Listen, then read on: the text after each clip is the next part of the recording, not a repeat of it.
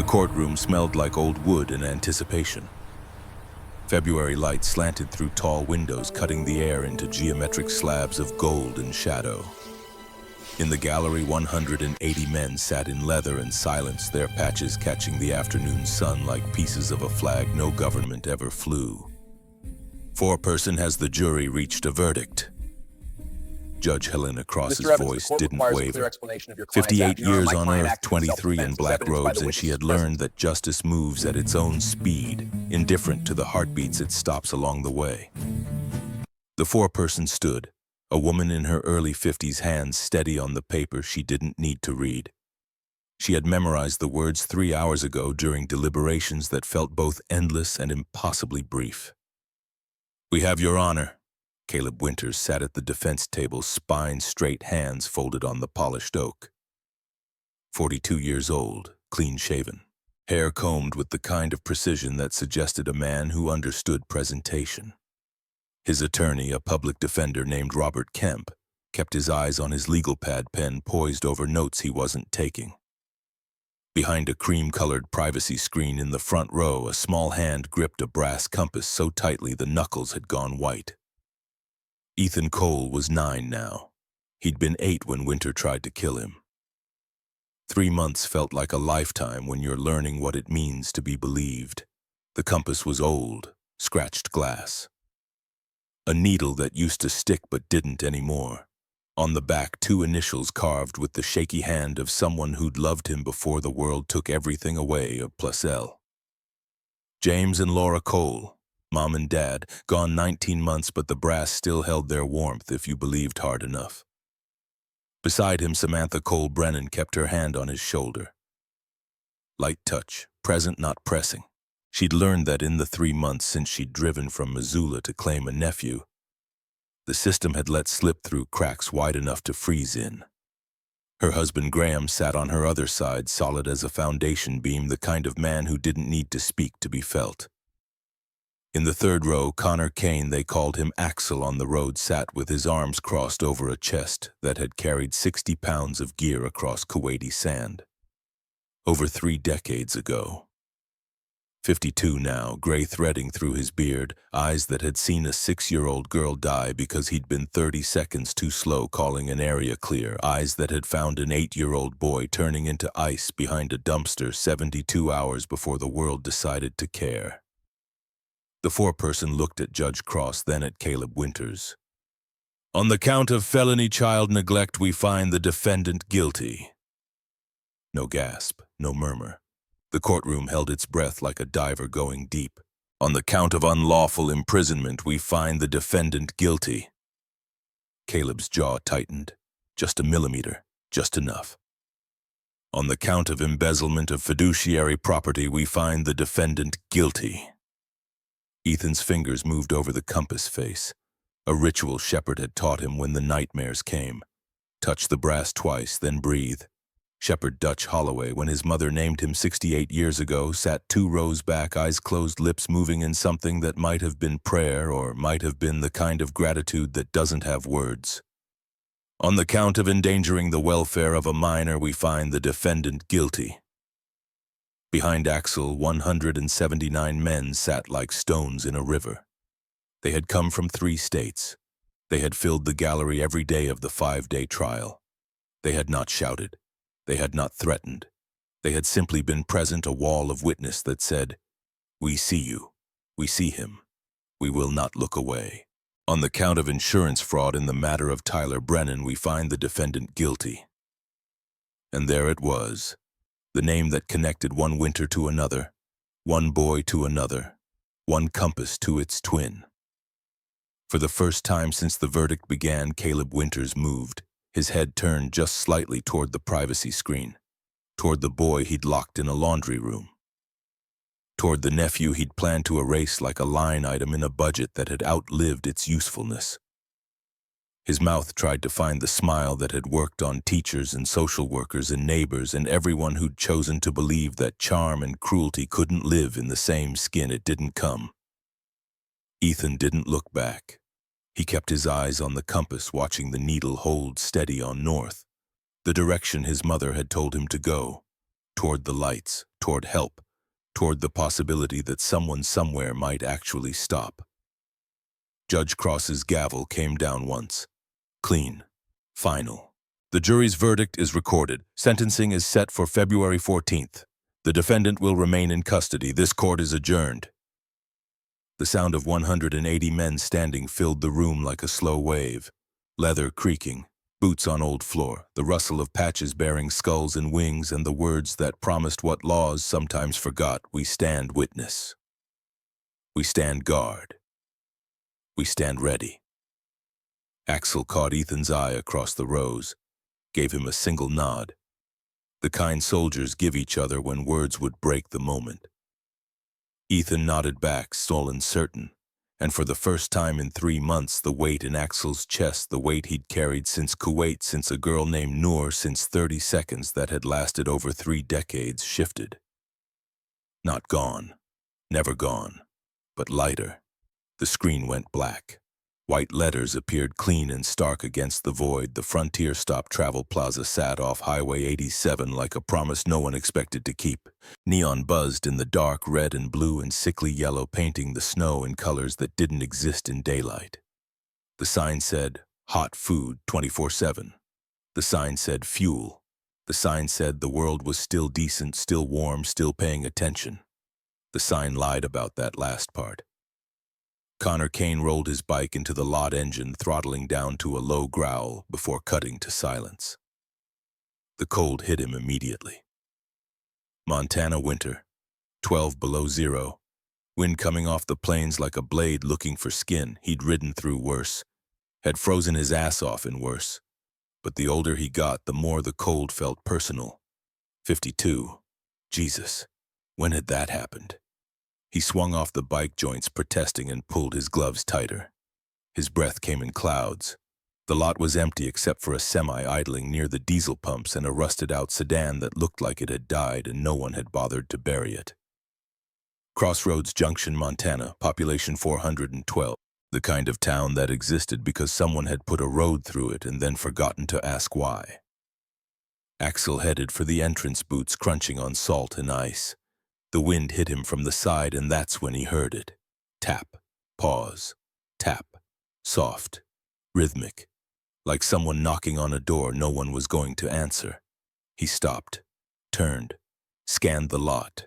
Nothing moved except the snow skittering across asphalt. The semi's engine rumbled. The neon buzzed. The wind cut and cut and cut, tapped, tap, coming from behind the building. Axel's hand went to his belt muscle memory from a war fought when he was 19, checking for a sidearm that wasn't there. Hadn't been there in years. He moved toward the sound instead, every instinct he'd learned in the Corps, coming back like a language his body had never forgotten. Stay low. Check corners. Don't silhouette yourself against the light. He rounded the building. The alley stretched back into darkness, lit only by the spill from the lot and the faint glow of a security light someone had forgotten to replace. A dumpster sat against the back wall, overflowing with trash bags and cardboard. The smell hit him, rotting food and diesel and something else. Something wrong. The tapping stopped. Axel moved closer, boots silent now, breathing controlled. He'd cleared rooms in buildings that didn't exist on any map. Had walked point through streets that wanted him dead. This was just an alley, just a dumpster, just the kind of place where normal people didn't look because looking meant responsibility. He looked. Behind the dumpster, pressed against the concrete wall like he was trying to become part of it, was a boy. Small, 8, maybe 9, wearing a hoodie so thin it might as well have been made of wishes. Sweatpants soaked through from the knees down. Shoes that didn't match, one sneaker missing its lace, the other split open at the sole like a mouth gasping for air.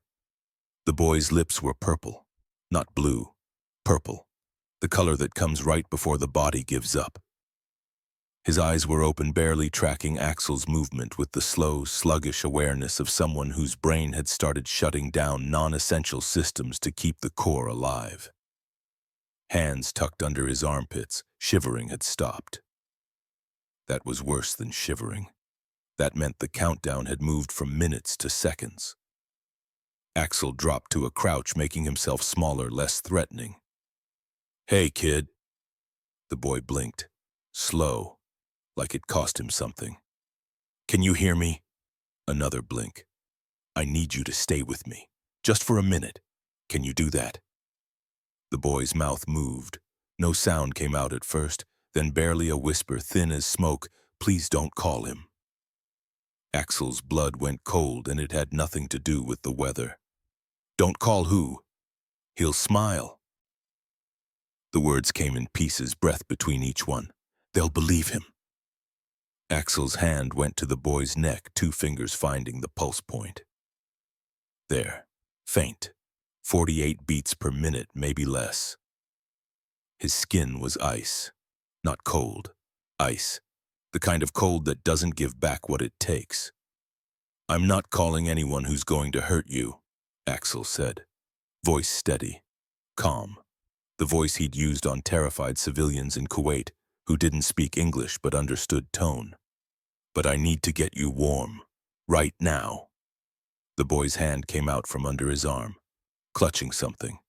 Brass glinted dully in the alley light, a child's compass on frayed cord needle frozen mid-swing like time itself had stopped. The glass was scratched to hell, catching what little light there was. My mom, the boy whispered. She gave it to me.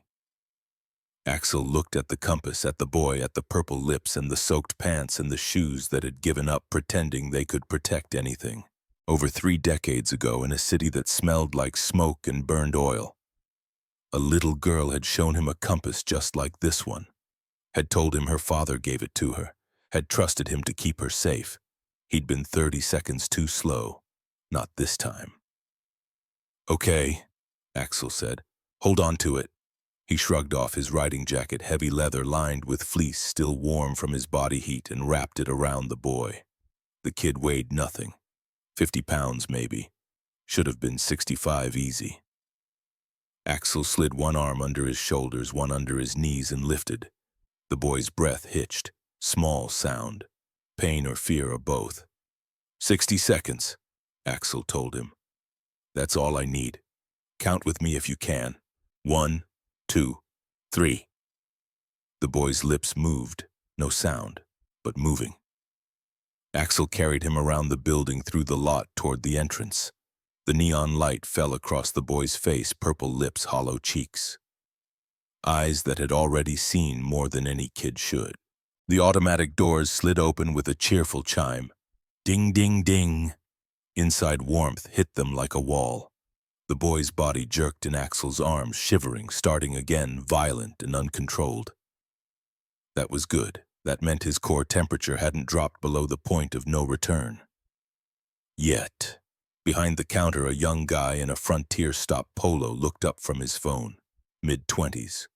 Name tag said Garrett. He saw Axel's patch first, Hell's Angels Montana chapter, and his face did what faces always did. Caution. Calculation. The math of whether this was his problem or someone else's. Then he saw the boy. Jesus Christ. Call 911, Axel said. Calm, clear, the voice that didn't allow for debate. Tell them pediatric hypothermia. Tell them we've got maybe 10 minutes. Garrett's hand hovered over the phone. I can't. Yes, you can, Axel said, not loud, certain. And you will, right now. Something in Garrett's face cracked. He grabbed the phone, started dialing. Axel carried the boy to the bench by the space heater, lowered him down. Kept the jacket wrapped tight. The boy's eyes found his face locked on, desperate for something to hold that wasn't slipping away. Stay with me, Axel said. Eyes on me. Not the door, not the window, me.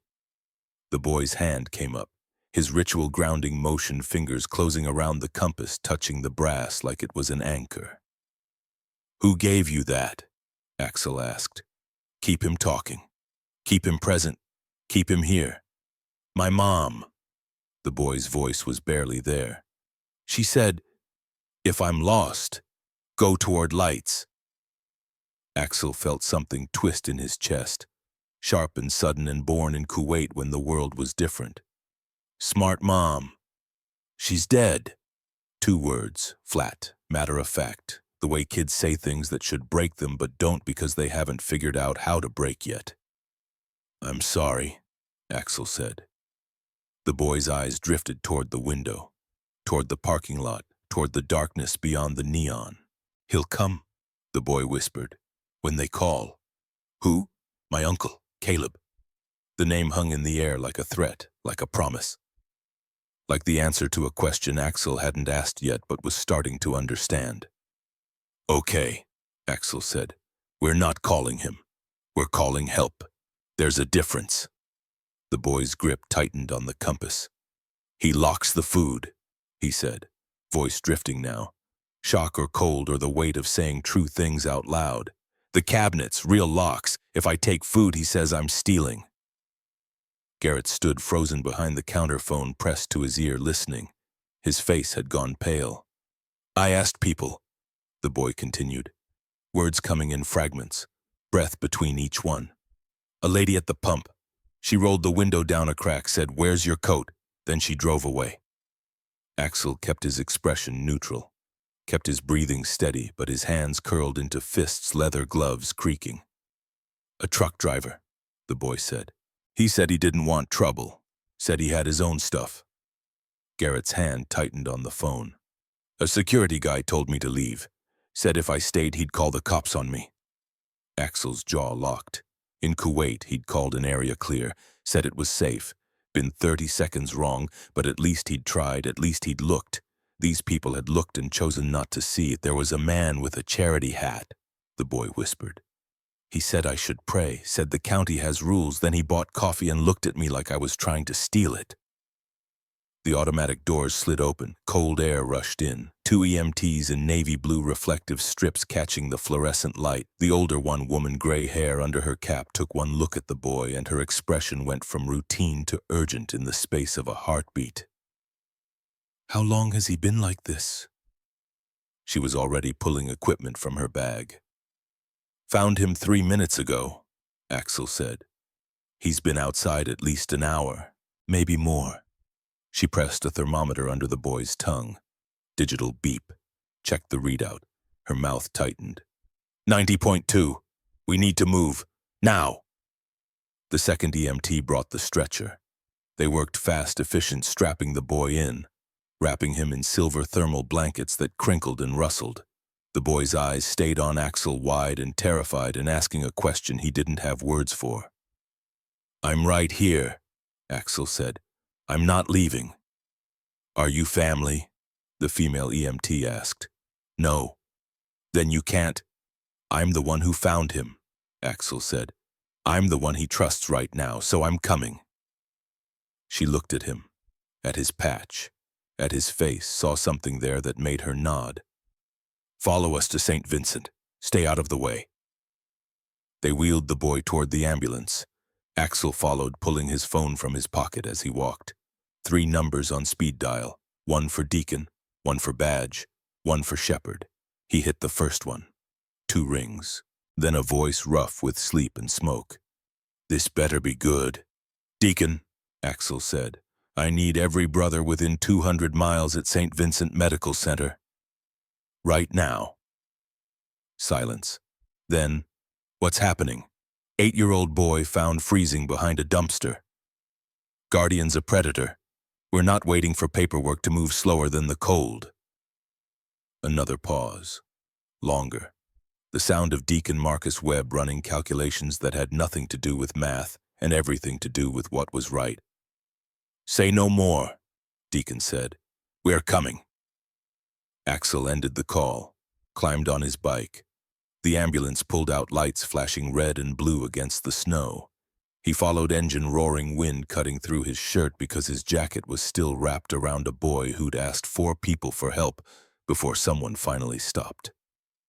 Behind him, Garrett Ashford stood in the doorway of the Frontier stop, phone still in his hand, watching the taillights disappear. He didn't move for a long time.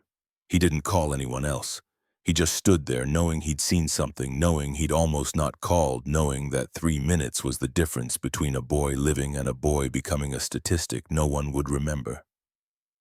The neon buzzed. The wind cut. The night continued indifferent and cold, but somewhere in the dark a motorcycle followed an ambulance and a boy held a compass with a stuck needle and the countdown to whether justice could move faster than winter had just begun. St. Vincent Medical Center looked like every hospital Axel had ever seen, beige and white and fluorescent, the smell of disinfectant and fear, hallways that stretched into distances that felt metaphorical. Waiting rooms where time moved wrong, too fast and too slow depending on what you were waiting to hear. They'd taken the boy straight to the emergency bay. Axel had followed as far as they'd let him, which was just inside the entrance, before a nurse with kind eyes and zero patience told him to sit the hell down and let them work. So he sat. The ER waiting room at 3:30 in the morning held the usual suspects. A woman with a crying baby, an old man with a cough that sounded like gravel in a blender, a teenager with a towel wrapped around his hand. Blood seeping through. None of them looked at each other.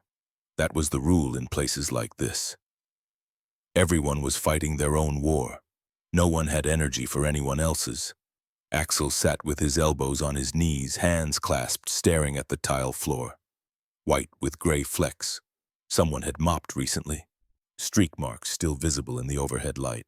He focused on them because focusing on them meant not thinking about Kuwait, not thinking about a girl named Noor, not thinking about how many times a person could be 30 seconds too late before the universe stopped giving them chances.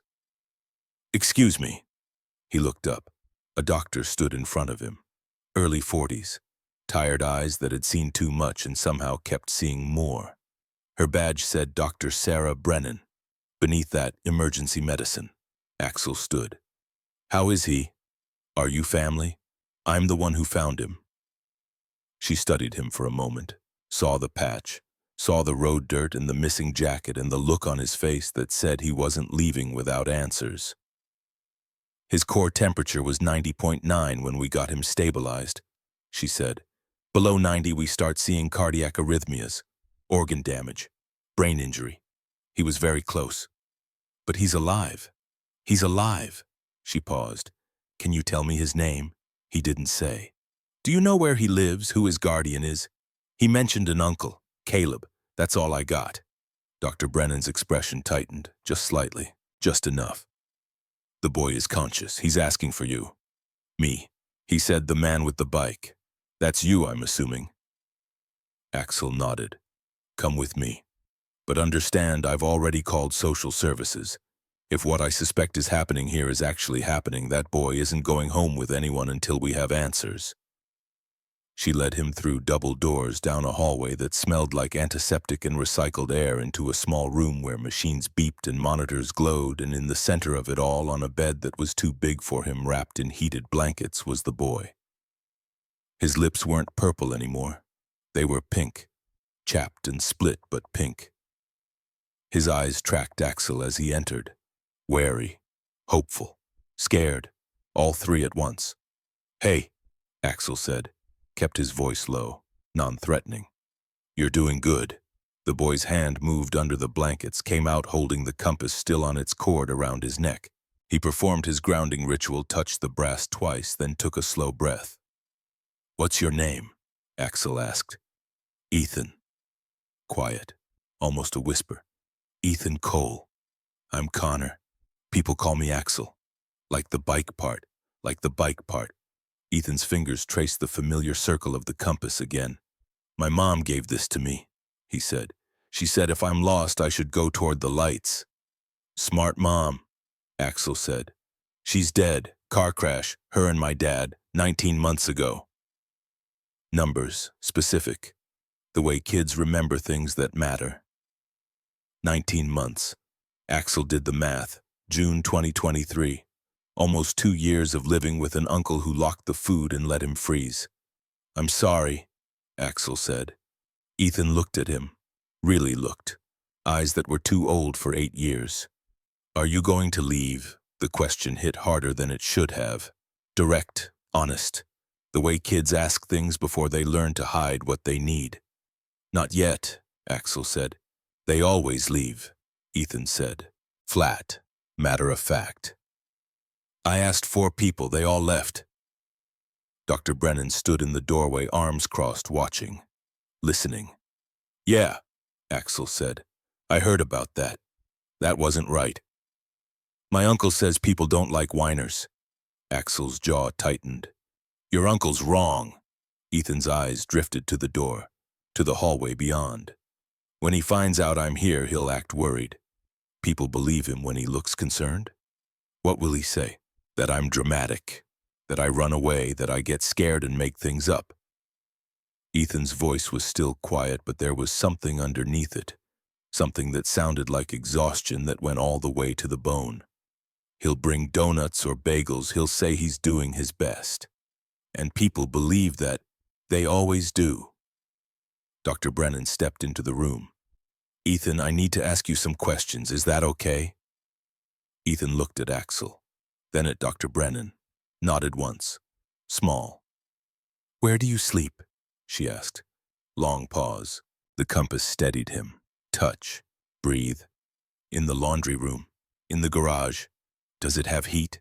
"There's a space heater, but he doesn't plug it in." Dr. Brennan's expression didn't change.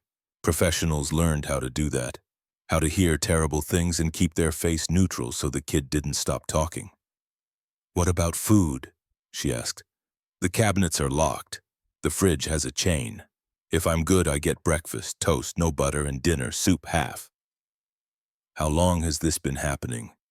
"Since he took me out of school, December. I think December last year. He said I'm homeschooled now." Dr. Brennan made a note. "Did you go to school before that?" "Pinewood Elementary, Mrs. Hartwell's class. She asked about my lunch once. I said I wasn't hungry. My uncle brought donuts the next day. Everyone laughed. She stopped asking."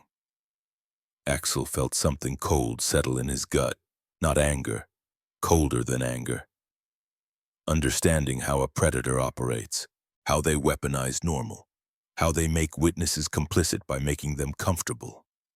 "Ethan," Dr. Brennan said gently, "has anyone from the county come to check on you?" "A lady, in September. She had a badge. My uncle talked to her outside. He smiled a lot. After she left, he told me if I said anything, I'd sleep in the snow."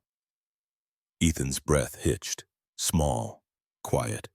"He said the county has rules and I need to go through the right steps." The same words the man in the charity hat had said. The system eating itself. Rules protecting predators because following rules was easier than asking hard questions. "He said after New Year's," Ethan whispered. "He won't have to feed a kid anymore. He said the money clears." Dr. Brennan stopped writing, looked up. "What money?" "I don't know. He talks on the phone sometimes about my mom and dad, about court, about January 3rd. January 3rd, 8 days ago. Whatever had been supposed to happen, Ethan had run before it could. "Ethan," Axel said carefully, "did you record him?" Ethan's eyes went wide. Fear. Then something else. Something that looked like the last card a desperate kid plays. He reached under the blankets, pulled out a cell phone. Cheap, prepaid flip phone with a cracked screen. The kind you buy with cash and throw away when you're done. "I hid it," Ethan said. "I recorded him." Dr. Brennan stepped forward. "Ethan, we're going to need that phone, but we have to do this the right way. Do you understand?" Ethan looked at Axel. "Will you stay?" "Yeah," Axel said. "I'll stay." Dr. Brennan left the room. Came back 2 minutes later with a man in a sheriff's uniform. Late 50s, hard face, eyes that had seen their share of bad and learned not to blink. "Sheriff Dalton Briggs," he said, looked at Axel. "You're the one who found him. Behind the Frontier stop, about an hour ago." Briggs nodded, turned to Ethan. "Son, I'm going to need to hear what's on that phone. But before I do, I need you to know whatever's on there, we're going to take it seriously." "Okay." Ethan handed him the phone. Briggs put on gloves, pressed play. The voice that came out was smooth, casual. The voice of a man who didn't think anyone was listening. "3 more weeks, then it's done. Kid costs too much anyway." A second voice, muffled. "What about social services?" A laugh. "Not cruel? Worse than cruel. Amused. I've got donations to the school, to the sheriff's fundraiser. They see what I want them to see. And if he talks, a pause, long enough to be deliberate, he won't. Sheriff Briggs stopped the recording, looked at Ethan, at Axel, at Dr. Brennan. I need to make some calls, he said, voice flat, professional. The kind of flat that came from keeping fury on a leash.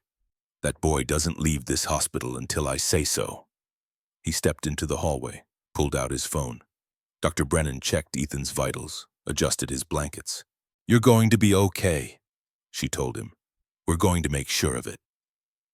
Ethan's eyes found Axel's face again. Is he coming? Your uncle? Ethan nodded. Maybe, Axel said. Probably. But if he does, he's not taking you. How do you know? Because I'm not leaving, and I'm not the only one. Axel pulled out his phone, dialed again. This time Shepard, Dutch Holloway, the man who'd talked him off the ledge in 1993 when PTSD had him convinced the war was still happening and sleep was just another word for ambush. 2 rings, then a voice like gravel and honey. Axel, I need you at St. Vincent now. We've got a boy who needs someone steady. On my way. One more call. Badge. Frank Mercer, retired detective, the man who knew how to turn feelings into evidence and evidence into consequences. Talk to me, Badge said. 8-year-old, hypothermia, recorded confession, guardian's a predator. We need this airtight. I'll be there in 20. Axel ended the call, looked at Ethan. Help's coming. What kind of help? The kind that doesn't leave. Ethan's fingers found the compass again. Touch, breathe. The needle's stuck, he said quietly. It doesn't work right. We'll fix it, Axel said. You can do that. I know a guy. For the first time since Axel had found him behind the dumpster, Ethan's mouth moved. Not quite a smile, but close. A flicker. A possibility. The first hint that maybe, just maybe, the world wasn't entirely made of people who drove away. Outside, dawn was still an hour off. The cold held Montana in a fist, but inside St. Vincent Medical Center, in a room that smelled like antiseptic and second chances, a boy held a compass that didn't work and trusted a stranger in leather, and somewhere in the dark 180 motorcycles were starting their engines. The countdown had begun, not the medical countdown. That one was over. Ethan's temperature was rising. His heart was steady. This was a different countdown. How fast can justice move when a child's life depends on it? The answer was about to arrive on 2 wheels in formation with patches that promised what the system had forgotten. We stand witness. We stand guard. We stand ready. The sun came up slow over Crossroads Junction, turning the snow from blue to gold to white. By 7:15, the light was flat and cold, revealing every crack in the pavement, every stain on the siding, every truth a town would rather keep buried. Sheriff Dalton Briggs sat in his cruiser outside 1847 County Road 47, drinking coffee that had gone lukewarm 20 minutes ago. Beside him in the passenger seat, Deputy Owen Garrett ran through the search warrant one more time, checking every line, every signature, every clause that would keep this from falling apart in court. Behind them, 3 more vehicles. Kim Alvarez from Family Services in her county sedan faced tight with the kind of professional anger that came from seeing the same failure play out in different houses with different names, but always the same ending. Tessa Brant, county investigator, carrying a camera and evidence bags, and the patience of someone who'd learned that evil was usually boring paperwork and locked doors and calendars marked with dates that meant nothing to anyone except the person doing the counting. And badge, Frank Mercer. 61 years old, 28 years on the force before retirement, Hell's Angels patch earned, not bought, sitting in his truck with a notebook that had seen better days and hadn't missed a detail since 1987. Beside Badge's truck, Axel sat on his bike, engine off, waiting. He'd left the hospital 40 minutes ago after Shepard arrived, Dutch Holloway in his worn jeans and kind eyes settling into the chair beside Ethan's bed like he'd been born to sit vigil. Ethan had looked at Shepard, then at Axel, and said one word, okay. Permission. Trust. the beginning of something that might, with time and proof, turn into safety. The house looked normal. That was always the problem. Ranch-style, single-story vinyl siding the color of old teeth, a detached garage. Snow cleared from the driveway, a wreath still hanging on the front door even though Christmas was 2 weeks gone. Normal. Ordinary. The kind of place where neighbors waved and no one asked hard questions because hard questions meant hard answers. "Ready?" Briggs asked. Garrett nodded. They got out of the cruiser, boots on packed snow, breath in clouds, the kind of cold that made you want to get inside, which was probably why no one had ever wondered why an 8-year-old was sleeping in a garage. Briggs walked to the door, knocked. 3 times. Official. 30 seconds. A minute. Movement inside. The sound of footsteps, casual, unhurried. The door opened. Caleb Winters stood there in flannel pajama pants and a thermal shirt. Hair damp from a recent shower spatula in one hand like he'd been interrupted mid-breakfast. 42 years old, clean-shaven, the kind of face that belonged in church directories and volunteer newsletters, friendly, approachable. A man who'd figured out early that being liked was better than being feared and a whole lot safer.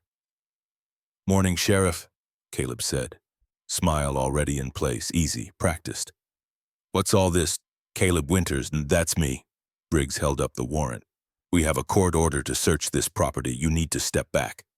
The smile flickered. Just for a second. Then reset. "Search warrant for what?" "Step back, Mr. Winters." Caleb's eyes moved past Briggs to the vehicles behind him, to Kim Alvarez, to Badge, to Axel. His gaze caught on the Hells Angels patch and something crossed his face, confusion, then calculation, then concern trying to look like confusion. "Now hold on," Caleb said, laugh in his voice. Reasonable, confused.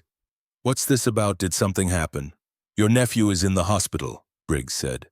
"St. Vincent Medical, hypothermia. You want to explain that?" Caleb's face shifted through emotions like a man flipping channels. Shock, concern, relief. "Oh, thank God, someone found him. He does this, he gets scared, he runs." "I've been up half the night looking. Is he okay?" "Step back," Briggs repeated. Caleb stepped back, hands up, cooperative, confused, performing. "Of course, whatever you need. But this is a misunderstanding. Ethan's sensitive. Since his parents died, he's had these episodes. He dramatizes. I've been doing my best, but it's hard, you know, raising a kid alone." Briggs didn't answer. He stepped inside. The others followed.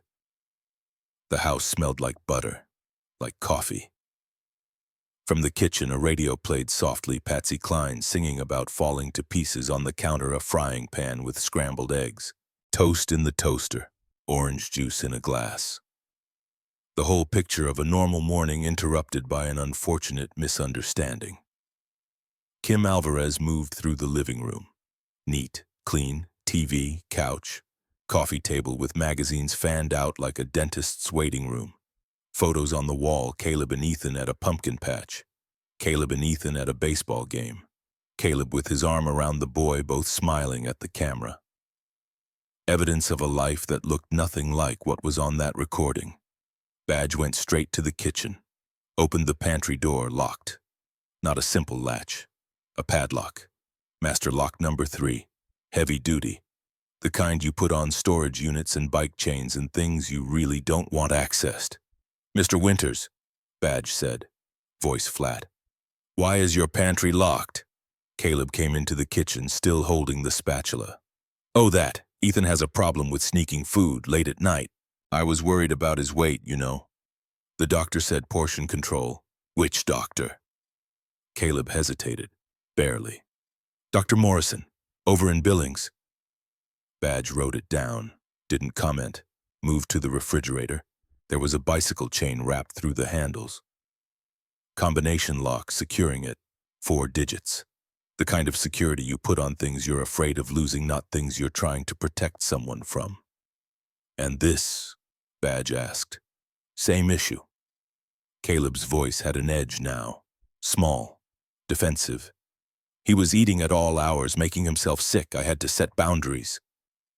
Kim Alvarez opened cabinets, found them locked too, keyed deadbolts, professional installation. She photographed each one, flash, flash, flash, the sound of evidence accumulating. Tessa Brandt stood in the doorway between the kitchen and the hall, looking at Caleb. "Where's Ethan's room?" "Down the hall, second door on the left." She walked. Badge followed. Axel stayed in the kitchen, arms crossed, watching Caleb. Not threatening, not speaking, just present, the way a stone is present in a river, changing the current by existing. The second door opened to a bedroom that looked staged. Twin bed with a superhero comforter. Bookshelf with books arranged by height. Desk with paper and pencils, posters on the wall, dinosaurs and planets, and a map of the United States. Everything a boy's room should have, except the thin layer of dust on everything. The bed made with hospital corners that hadn't been disturbed in weeks. The books with spines that hadn't been cracked. The pencils' unused points, sharp erasers clean. "This isn't where he sleeps," Tessa said. She went back to the hall. "Where does he actually sleep, Mr. Winters?" Caleb's smile was strained now. "I told you, he has a room. We've been renovating."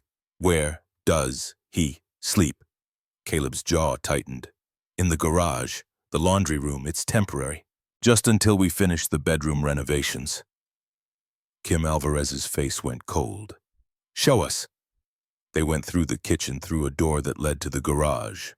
Two-car space, clean, organized, tool bench against one wall.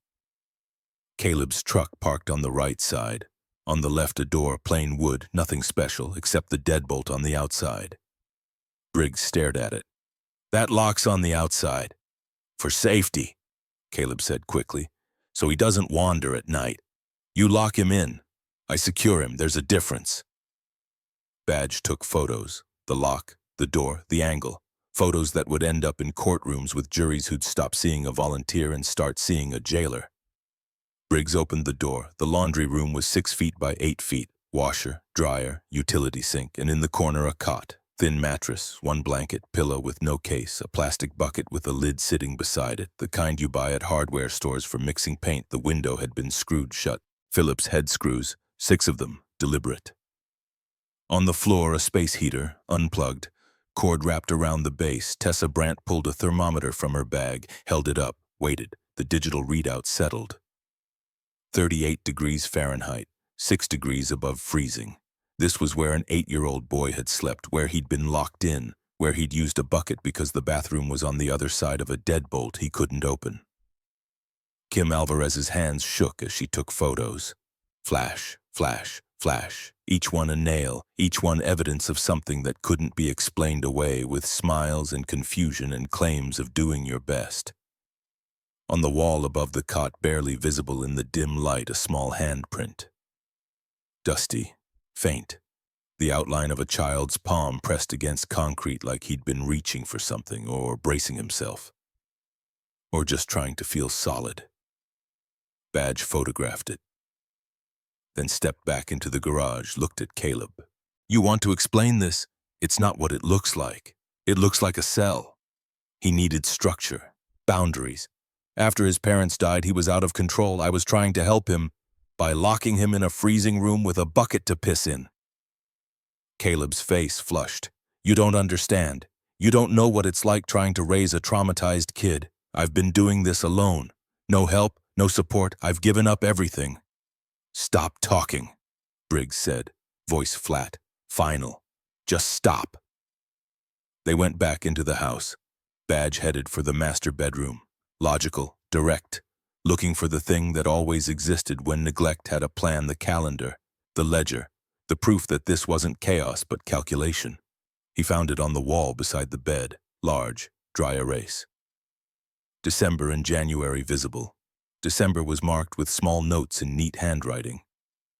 School donation delivered. Storm window fixed. Dock app canceled. January had one date circled, 3 times, heavy red marker. January 3rd beneath it. After court, funds clean, other notes in the margins. Final transfer. No more calls. Done.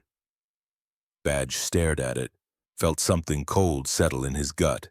This wasn't a man overwhelmed. This was a man with a timeline, with a plan, with an endpoint that didn't include an 8-year-old nephew. "Sheriff," Badge called, "you need to see this." Briggs came in, looked at the calendar. His jaw worked. "What's January 3rd and 5 days ago?" Badge said. "I know when it is. What's it mean?"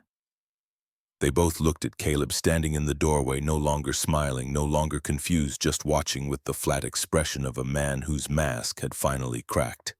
"What happens January 3rd? Briggs asked. "Nothing. What's funds clean mean? It's personal finance. None of your business. Everything here is my business now. What money are you talking about?" Caleb's mouth opened, closed, opened again. "The trust, Ethan's trust, from his parents' estate." "What about it?" "It clears, final distribution, court-approved timeline." Caleb's voice had changed, less friendly, more defensive, the voice of a man who'd expected this to go differently. "I'm the trustee. It's legal. It's been approved." Badge pulled out his phone, texted Circuit Jesse Carver, the kid who could make computers confess things their owners didn't know they'd hidden. "Need full financial workup on Caleb Winters. Trust accounts. Banking. Everything. Now." Response came back in 30 seconds. "On it." Kim Alvarez stood in the hallway, arms crossed. "Mr. Winters, how much was in that trust?" "That's confidential." "How much?" Caleb's jaw tightened. $314,000 from the wrongful death settlement and life insurance." "And how much is left?" Silence. "How much is left, Mr. Winters?" "Then 86,000. Badge did the math. "Gone in 19 months, $228,000. 12,000 a month. On what?" The house wasn't new. The truck was 3 years old. Ethan wore shoes that didn't match and a hoodie thin enough to see through. On what? Tessa Brandt opened the closet, started going through shelves, found a banker's box, pulled it down, opened it, files, neat, organized, labeled, one folder, Ethan, legal. She opened it, bank statements, trust disbursements, receipts, another folder behind it, older, different name on the tab. Tyler Foster, 2019-2020. Tessa went very still. "Sheriff," Briggs came over, looked at the folder. "Who's Tyler?" Tessa opened it. Inside documents, foster placement agreement dated February 2019, school records from Pinewood Elementary, medical records, ER visits in May, in August, in November, each one marked accidental fall or rough play or clumsy child, and at the bottom a death certificate. Tyler Brennan, age 9, date of death January 14th, 2020, cause accidental hypothermia. Found behind an abandoned barn 0.8 miles from 1847 County Road 47. Next to the death certificate, a life insurance policy. $50,000. Beneficiary Caleb Winters. The room went quiet, the kind of quiet that's louder than shouting. Everyone thinking the same thing and no one wanting to say it first because saying it makes it real. Badge pulled out the folder, laid it on the bed, photographed every page methodically, carefully, the kind of careful that builds cases that don't fall apart. "Mr. Winters," Briggs said, voice very calm, very controlled. "Why do you have life insurance on a foster child?" "Burial expenses, it's common, people do that." "People don't." "I did." "Why?" "To be responsible. To make sure if something happened, something did happen, he died, of hypothermia, in winter, just like Ethan almost did." Caleb's face changed. The friendly mask was gone. What was left was harder, colder, calculation without charm. "That was investigated, ruled accidental, I was cleared." "Who investigated?" "Sheriff's Department, county coroner, it was closed." Badge looked at Briggs. "You were sheriff in 2020. "Took office in 2021, Briggs said. "This was before my time." "Convenient," Badge muttered. Kim Alvarez pulled out her phone, made a call. "This is Kim Alvarez Family Services. I need the complete file on Tyler Brennan, foster placement with Caleb Winters, deceased, January 2020. "Everything. Send it to my email, now." Pause. "I don't care if it's closed. Open it." She ended the call, looked at Caleb. How many what? How many kids have you done this to?" "I haven't done anything. Tyler was an accident." "Ethan is a misunderstanding. You're trying to make something out of nothing." "2 boys," Badge said quietly. Both in your care, both nearly or actually dead of exposure, both with money attached, both in winter. That's not nothing, that's a pattern. Caleb's face flushed. Face. You can't prove. Stop talking, Briggs said. Right now, stop! He pulled out his cuffs.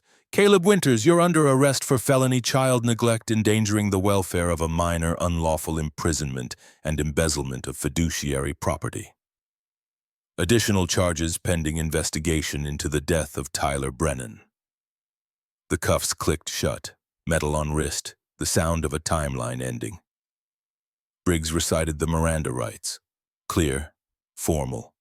The words that meant the friendly neighbor, the volunteer, the man who brought donuts and smiled at teachers was now something else.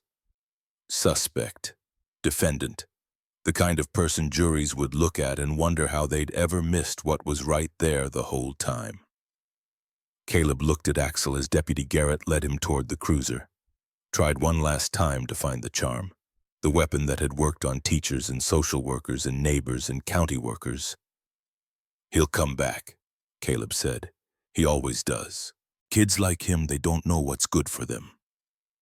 Axel didn't answer, didn't move, just stood there, arms crossed, watching a predator get put in a cage, thinking about 2 compasses and 2 boys and how many times you had to fail before the universe stopped giving chances. The cruiser pulled away, red and blue lights flashing, no siren, just the quiet procession of justice moving at the speed of paperwork and probable cause and evidence bags. Badge stood in the driveway looking at the house. We need to find that second compass. What? Axel asked. Tyler's. If he had one, if there's evidence of it, it connects the pattern, shows premeditation, shows this wasn't 2 accidents, it was a method. They went back inside. Searched. Closets, drawers, garage, attic. Badge found it in a shoebox at the back of the hall closet, beneath old tax returns and expired warranties and things people keep because throwing them away feels too final. Tyler Brennan's belongings. A small wallet with an expired school ID. A photo of a blonde boy with a gap-toothed smile. A junior astronaut badge from some science fair. And a brass compass on a blue cord, needle stuck. Glass cracked. Engraving on the back, TB 2019. Badge held it up to the light, looked at Axel. 2 boys, 2 compasses, 1 predator. Axel stared at it, felt something shift in his chest. Since Kuwait, since Noor. 3 years ago, a boy named Tyler. 72 hours ago, a boy named Ethan. Different countries, different wars, same equation. How many seconds too late is too late? His phone buzzed. Text from Shepard. Boy's asking for you, says he needs to tell you something. Axel looked at Badge. I need to get back. Go, I'll handle the rest here. Axel walked to his bike, fired it up. The engine roared, then settled into a low rumble. He rolled out of the driveway past the house that looked normal. Past the neighbors who were starting to come out onto porches and peer through curtains and wonder what all the police cars meant. He rode back toward St. Vincent, wind cutting through his shirt cold. Biting at his face, thinking about a shoebox with a dead boy's compass and wondering how many Tyler Brennans there were. How many kids who'd asked for help and been told to go through proper channels. How many times proper channels led to closed files and ruled accidents. And men like Caleb Winters walking free until the next winter, the next boy, the next budget that had outlived its usefulness. His phone buzzed again. This time Deacon, Marcus Webb, the man who turned individual rage into collective action. Where are we? Caleb's arrested. Evidence is solid. 2 boys, pattern established. Good. Brothers are rolling in. 80 so far. More coming. Where do you want us? Hospital. Quiet. Disciplined. Visible but not threatening. We know how to do this. I know you do. Axel ended the call, pulled into the St. Vincent lot, parked, walked through the automatic doors. Inside, the ER waiting room had changed. 3 men in leather sat in chairs, not talking, not causing problems, just present. Stitch Wade Sullivan, former Navy corpsman, sat reading a magazine about motorcycles. Circuit Jesse Carver had a laptop open, fingers moving across keys like he was having a conversation with the internet and winning. They looked up when Axel walked in, nodded once, Professionals, brothers, who didn't need speeches to know what needed doing. Axel headed to Ethan's room, found Shepard still in the chair beside the bed and Ethan awake. Eyes clearer now, color better, but still holding that compass like it was the only solid thing in a world that kept shifting. "Hey," Axel said. "They arrested him," Ethan said. Not a question, a statement, like he'd known it would happen and was just waiting for confirmation. "Yeah, he'll get out. He always gets out of things. Not this time." "How do you know?" Axel pulled up a chair, sat. "Because this time there's evidence. There's witnesses. There's a judge who isn't going to buy the performance." His fingers found the compass, touch, breathe. "There was another boy." Axel went very still. "What?" "Before me. In the pictures in the hall. Uncle Caleb said it was his nephew from another brother, but I found a paper once, a name, Tyler something." "Tyler Brennan." Ethan's eyes widened. "You know about him." "We found his file. At your uncle's house." "What happened to him?" Axel considered lying, considered soft-pedaling, decided Ethan had earned the truth. "He died 3 years ago. Winter. They said it was an accident." Ethan's breath caught. Small sound. "It wasn't, was it?"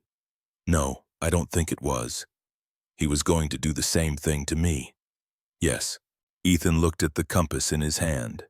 "Tyler had one of these. I saw it in a dream once. Blue cord, same kind of compass." "We found it," Axel said quietly. "In a box with his things." Ethan's eyes filled. He didn't cry, just let the tears sit there, blurring his vision, making the world soft. "Did it work, his compass?" "No, needle was stuck, just like yours was. Mom said if I'm lost, I should go toward the lights. I tried 4 times. No one stopped. I stopped." "Why?" The question was simple. The answer wasn't. Axel looked at this boy, 8 years old, 52 pounds, holding a broken compass and asking why one stranger out of dozens had decided that stopping was worth the trouble. "Because a long time ago," Axel said, "I didn't stop fast enough, and someone died. I've been carrying that weight for over 3 decades. I'm not carrying another one." Ethan studied him. Eyes too old for 8. "Was it a kid?" "Yeah." "What was their name?" "Noor. She was 6, in Kuwait, during the war." "Did she have a compass?" Axel's throat tightened. "Yeah, she did. Her dad gave it to her before he died." "What happened?" "I promised I'd get her out. I was 30 seconds too slow." Ethan's fingers traced the familiar circle. Touch. Breathe. "Maybe you were supposed to save me, not her. Maybe that's why it took so long." The logic of children. Direct, unburdened by the weight of adult guilt and complexity. Maybe, maybe not. Maybe it didn't matter. Maybe the only thing that mattered was that this time he'd been fast enough. "Maybe," Axel said. Ethan held out the compass. "Can you really fix it?" "I know a guy. Will you stay until it's fixed?" "Yeah, I'll stay."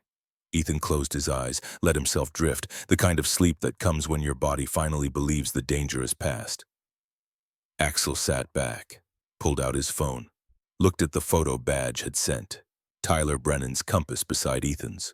2 boys, 2 pieces of brass, 2 needles that had gotten stuck trying to find north. He thought about Kuwait, about promises, about how many chances a person gets to do the right thing before the universe decides they're done. Outside, the sun climbed higher. Montana winter bright and cold. In the parking lot, motorcycles kept arriving. 1, 3, 7. Engines cutting to silence. Men dismounting. Not a rally, not a show, just presence. Solidarity that says we see this, we stand here, we don't leave until it's finished. By noon, there were 180. By 1 p.m., Deacon called a meeting in the hospital chapel. 23 chapter officers filed in, sat in pews that smelled like lemon cleaner and old prayers. Deacon stood at the front, no pulpit, just a man with purpose.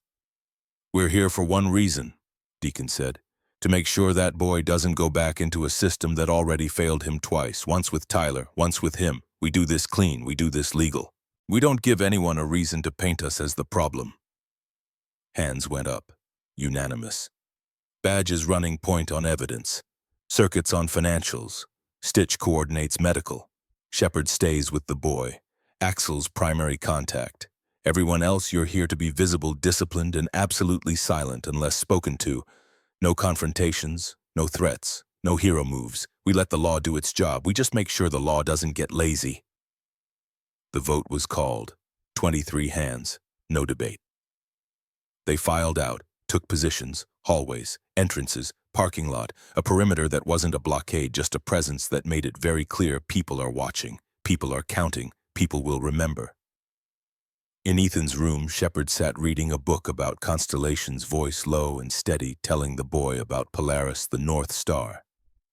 The one that doesn't move, the one sailors used when they were lost at sea. Ethan listened, compass in hand. Needle still stuck, and for the first time in 19 months let himself believe that maybe, just maybe, there were adults who stayed. Outside, the cold held Montana like a fist, but inside something warmer than winter was building. Not rage, something harder to fight, something that couldn't be smiled away or filed under misunderstanding or dismissed as a kid who dramatizes. Evidence, witnesses, and 180 men who'd voted to stand guard. The countdown continued. By late afternoon, the first guilty witness arrived at St. Vincent unbidden. Garrett Ashford stood in the hospital lobby, still wearing his Frontier stop polo, hands shaking, asking the receptionist how to find Ethan Cole. Badge intercepted him.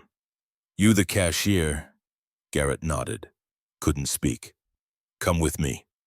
They sat in the hospital cafeteria. Badge bought 2 coffees, didn't drink his, just watched Garrett stare into his cup like it held answers. "I saw him," Garrett finally said.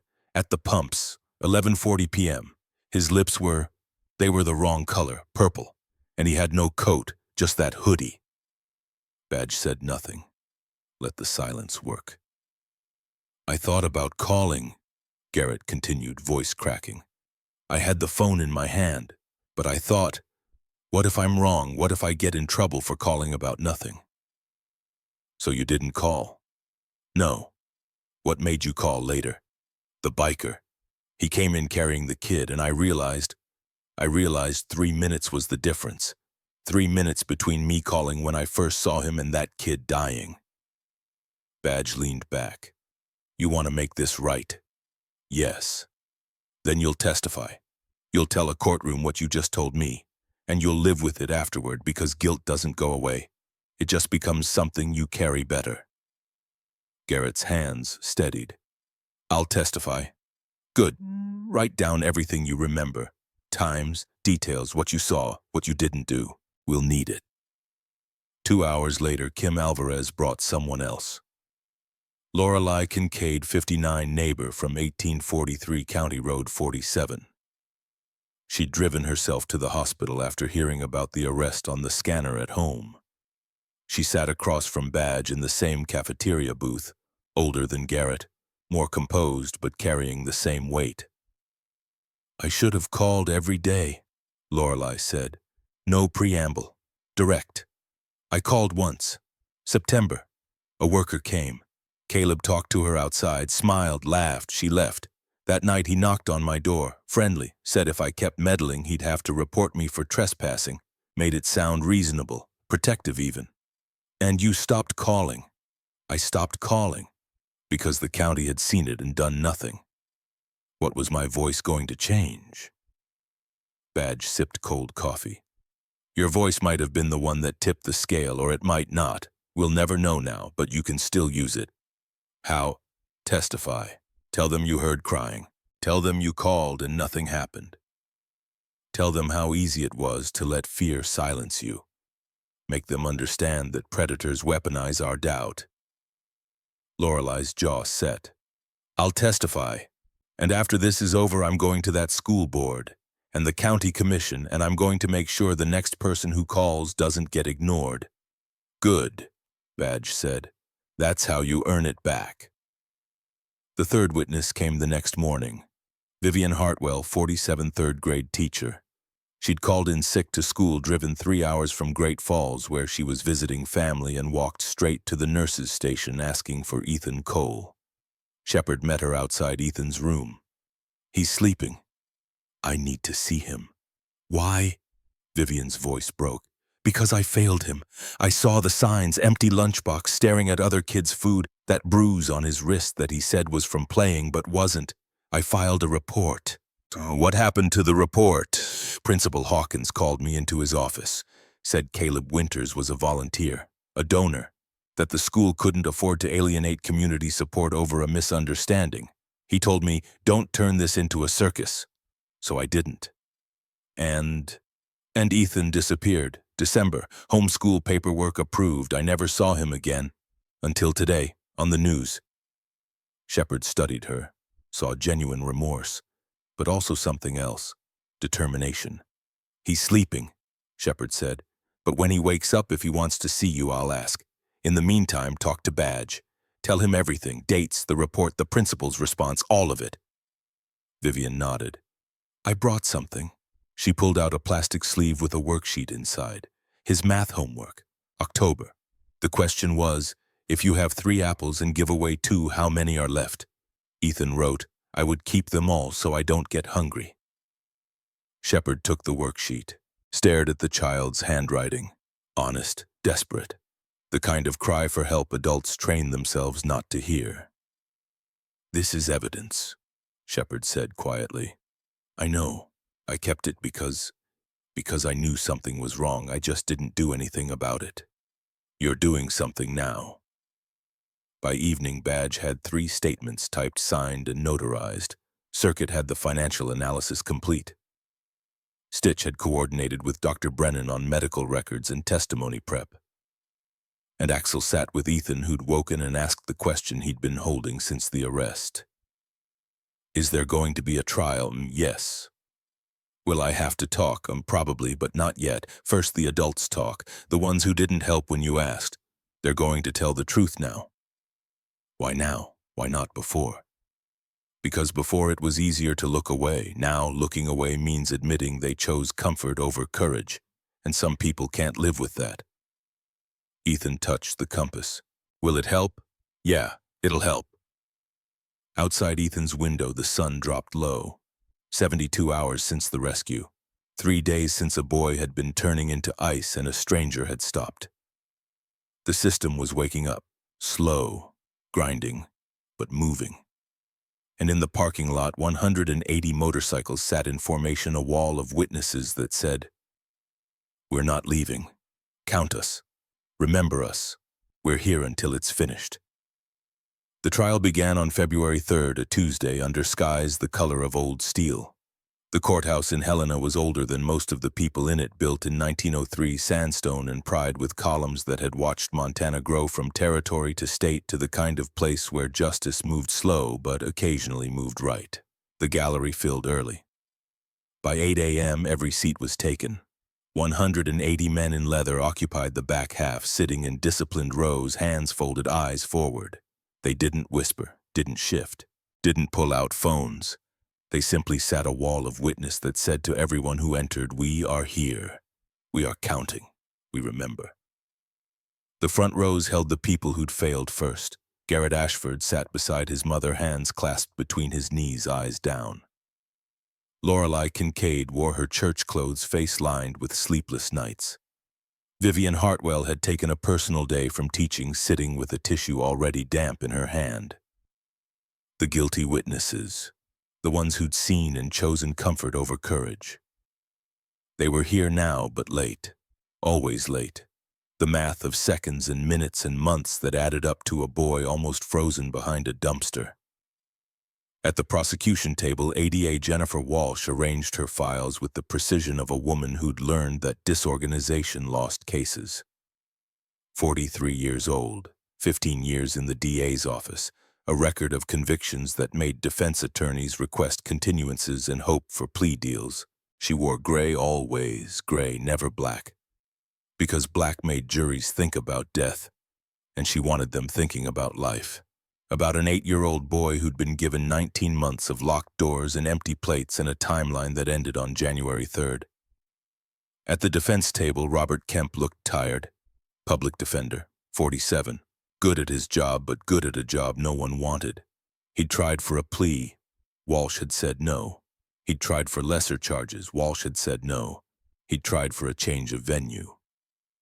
Judge Helena Cross had said no, and her no had the weight of 23 years on the bench behind it. Beside Kemp sat Caleb Winters, clean-shaven, haircut, wearing a suit that looked borrowed because it probably was. He sat with his spine straight, face neutral.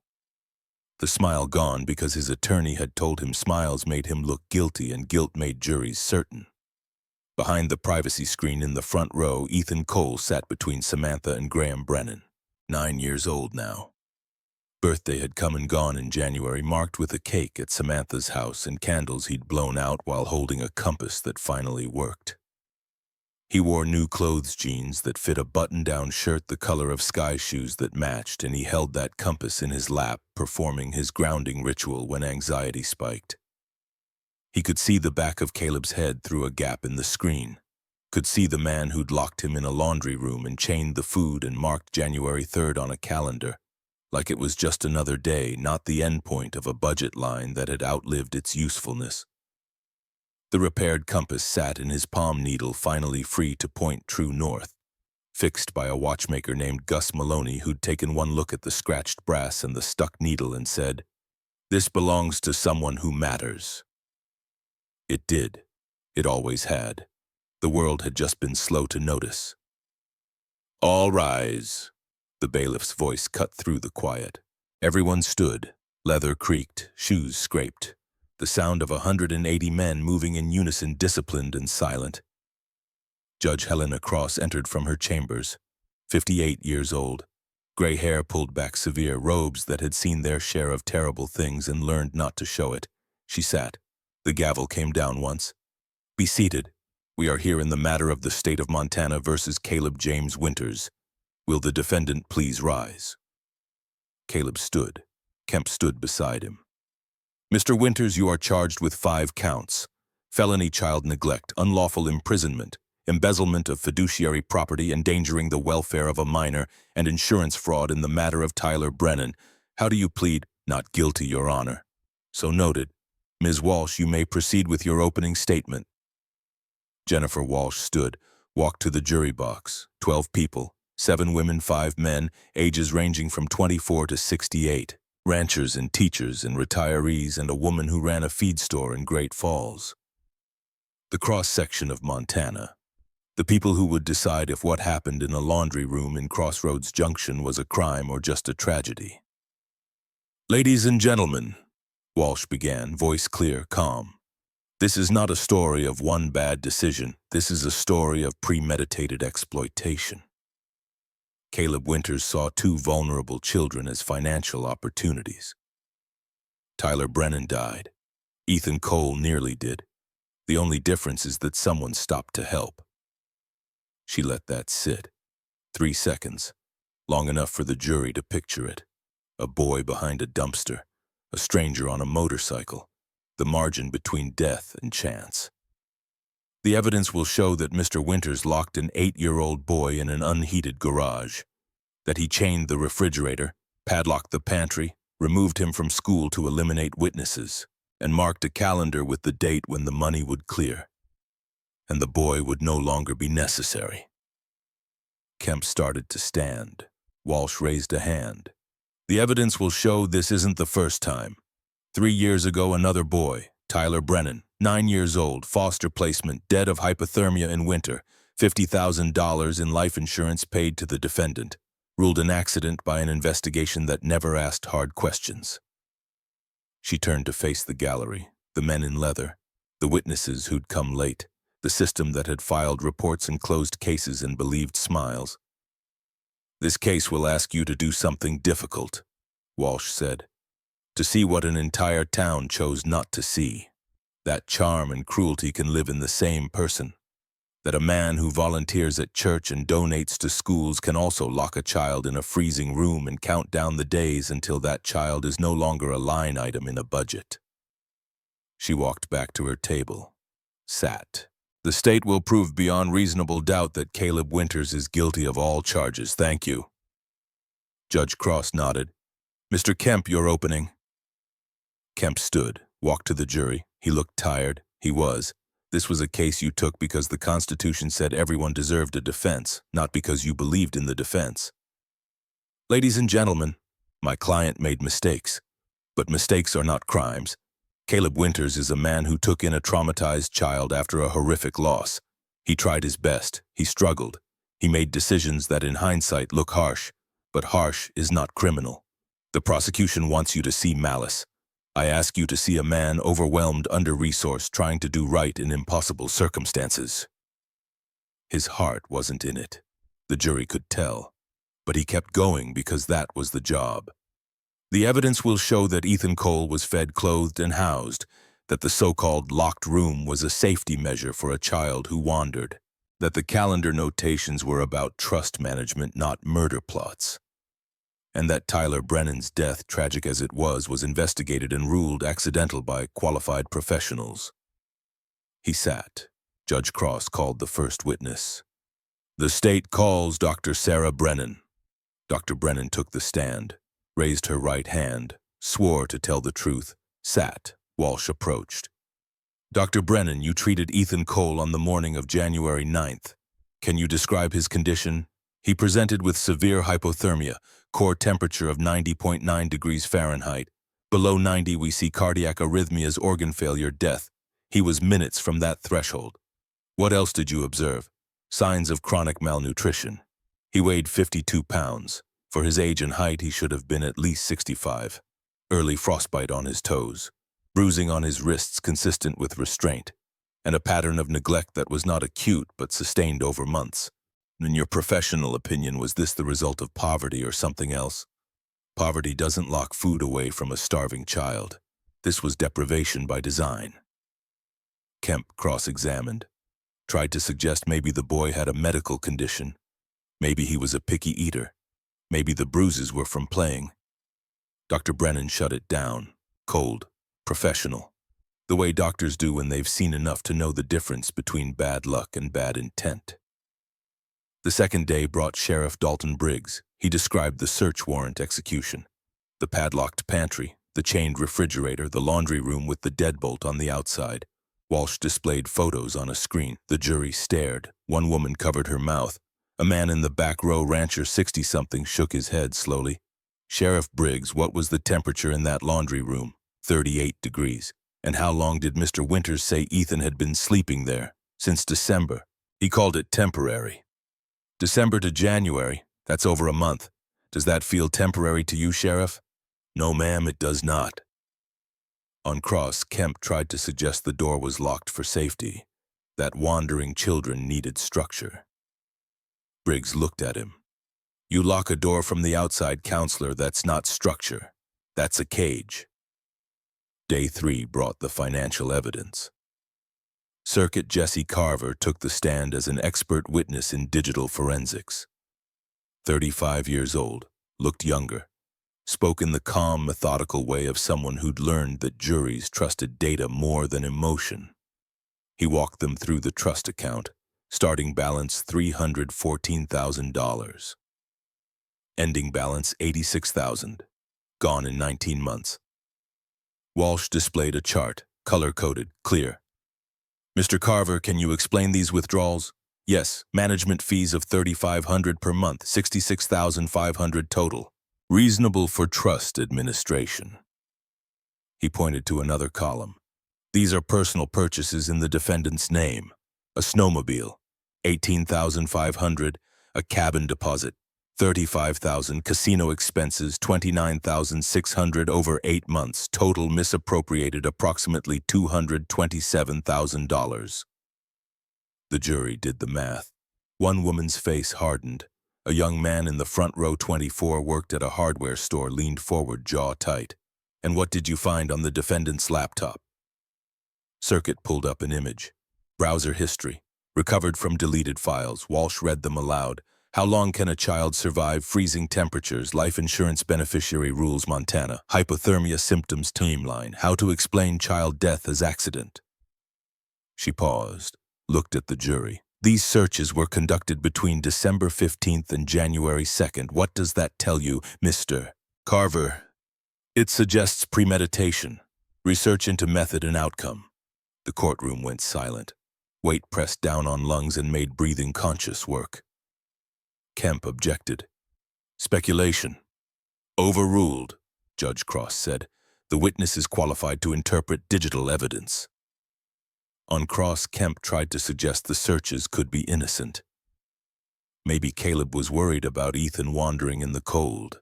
Maybe he was researching safety. Circuit looked at him with the flat expression of someone who'd spent too many years finding the truth in zeros and ones. People researching safety search how to prevent hypothermia, not how long can a child survive. Day 4 belonged to the witnesses who'd failed first. Garrett Ashford took the stand, 26 years old, cashier at the Frontier stop. He'd rehearsed this. Badge had told him, tell the truth, don't minimize, own what you didn't do. Mr. Ashford, Walsh said, did you see Ethan Cole the night of January 8th? Yes, ma'am, he was at the pumps around 11:40. Describe what you saw. Garrett took a breath. His lips were purple, not blue. Purple. Wrong color. He wasn't wearing a coat, just a thin hoodie. His pants were wet. One shoe was missing a lace. What did you do? This was the hard part. Garrett's voice dropped. Nothing. I saw a child in distress and I did nothing. Why? I was afraid. I thought, what if I'm wrong? What if I call 911 and it's nothing and I get in trouble? He paused. I chose my comfort over his safety. What changed? A biker came in 3 hours later carrying that boy, and I realized those 3 hours were the difference between life and death. Because I was too afraid to make a phone call. Walsh let that sit. Why are you here now, Mr. Ashford? Because I can't undo what I didn't do. But I can tell the truth about it, and I can make sure it doesn't happen again. I've since gotten certified in child safety training. I've installed a heated shelter at the Frontier stop, and I'll carry this guilt for the rest of my life. But maybe my guilt can save the next kid. Kemp cross-examined, tried to suggest Garrett had acted reasonably. That hindsight was unfair. Garrett didn't let him. No, sir, I didn't act reasonably. I acted cowardly, and that boy almost died because of it. Lorelei Kincaid went next, 59, neighbor. She'd practiced this too, but in a different way. She wasn't going to minimize or equivocate. She was going to weaponize her guilt. Mrs. Kincaid, Walsh said, you live next door to 1847 County Road 47. I did, for 14 years. Did you ever hear anything unusual? Yes. Crying. September, October, November. Muffled. Through the walls and snow. A child crying. What did you do? I called family services. September 23rd, a worker came. Her name was Jennifer Hoskins. She spoke to Caleb outside. He smiled, laughed, made it look like a friendly check-in. She left after 15 minutes. Then what happened? That night, Caleb knocked on my door, friendly, reasonable. Said if I kept meddling in his parenting, he'd have to report me for trespassing, made it sound protective, like he was defending his nephew's privacy. Did you call again? Lorelei's voice hardened. No, I didn't call again, because the county had seen it with their own eyes and done nothing. I convinced myself that if the professionals didn't think it was a problem, then I must be overreacting. What do you want to say to Ethan now? Lorelei looked directly at the privacy screen. Couldn't see Ethan, but knew he was there. I'm sorry. I should have called every day. I should have shown up at that house with a casserole and refused to leave until I saw you. I should have made myself so annoying that ignoring me was harder than helping you. Instead, I let one threat silence me, and you almost died because silence was easier than persistence. She turned back to Walsh. But I'm done being silent. After this trial, I'm going to the county commission, the school board, the state legislature if I have to, and I'm going to make sure that the next person who calls doesn't get dismissed, that the next kid who's crying through walls gets heard. Kemp didn't cross-examine. Sometimes there's nothing to say. Vivian Hartwell was last, 47, third-grade teacher. She'd brought the worksheet in a plastic sleeve, held it like sacred text. Ms. Hartwell, you taught Ethan Cole in the fall of 2023. Yes, September through November, third grade. Tell the jury what you observed. Vivian's voice was steady. She'd cried all her tears already. What was left was clarity. Ethan was always hungry. He'd stare at other kids' snacks. His lunchbox was empty every day. When I asked about it, he said he forgot to pack lunch. When I offered to help him get on the free lunch program, he said his uncle already packed him food, but the lunchbox was always empty. What else? A bruise on his wrist, ring-shaped like someone had grabbed him hard. When I asked about it, he said he fell playing. But the bruise was too specific, too deliberate. What did you do? I filed a report September 30th with Principal Ted Hawkins. I documented everything. The hunger, the bruise, the way Ethan flinched when I moved too quickly. I followed protocol exactly. What happened? Principal Hawkins called me into his office. He said Caleb Winters was a valuable volunteer that he donated to the school, that we couldn't afford to alienate community support over what might be a misunderstanding. He told me, her voice hardened, "Don't turn this into a circus." Walsh picked up the worksheet. What is this? Ethan's math homework, October 10th. The question was, if you have 3 apples and give away 2, how many are left? Standard third grade math. She held it up for the jury to see. Ethan's handwriting careful and small. I would keep them all so I don't get hungry. The courtroom was so quiet you could hear breathing. Ms. Hartwell, Walsh said quietly, what does this tell you? It tells me that Ethan was starving, that he was thinking about food constantly, that he was so hungry he couldn't even imagine giving food away in a hypothetical math problem. And it tells me I saw this and did nothing except file a report that went nowhere. What happened next? December. Ethan disappeared. Homeschool paperwork approved. I never saw him again until I saw his picture on the news. Hypothermia. Almost dead. And I realized that my report, my documentation, my following protocol, it meant nothing. Because I'd let a principal's fear of losing a donor silence me. Walsh let the weight settle. Why are you here, Ms. Hartwell? Because Ethan deserves adults who fight for him even when it's uncomfortable, even when it might cost us something. I didn't do that. I chose my job security over his safety. But I'm here now to tell the truth, and after this trial, I'm going to make sure no principal ever tells another teacher to ignore a child's cry for help. I'm going to be so loud about this that ignoring kids becomes impossible. On cross, Kemp tried to suggest Vivian had acted properly, that she'd filed a report, that she'd done her job. Vivian didn't accept the out. No, counselor, I did the bare minimum. Filing a report is the floor, not the ceiling. When that report went nowhere, I should have called CPS myself. I should have gone to the superintendent. I should have done something besides accepting "don't make a circus" as an answer. But I didn't, and I'll live with that. Day 5 brought the Tyler Brennan evidence, the file that connected one winter to another, one boy to another, one pattern to a method. Dr. Robert Vance took the stand. Medical examiner, 61, 30 years in forensics. He'd reviewed Tyler's autopsy from 2020 with fresh eyes and current context. Dr. Vance, what was the original ruling on Tyler Brennan's death? Accidental hypothermia.